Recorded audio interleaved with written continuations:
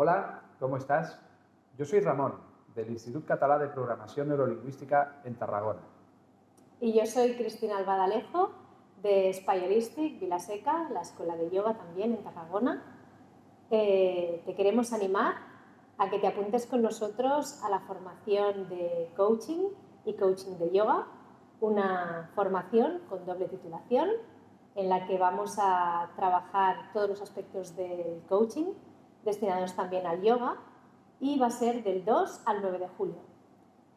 El coaching es una metodología que nos ayuda a hacer realidad todo aquello que queremos para nuestra vida, a nivel personal y a nivel profesional.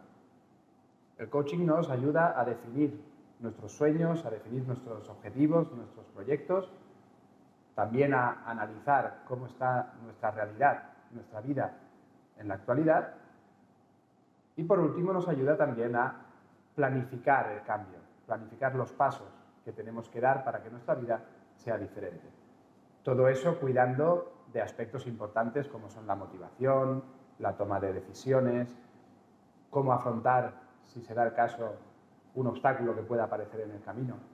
De todo eso se ocupa el coaching y de todo eso vamos a tratar y vamos a trabajar en esta formación. Todos estos aspectos que vamos a trabajar en la formación de coaching, después las vamos a aplicar también en nuestra práctica de yoga y si eres profesor de yoga a la hora de dirigir también tus clases. Así es que Ramón y yo te esperamos con muchas ganas este julio, si te animas. Te esperamos. Hasta pronto. Hasta pronto.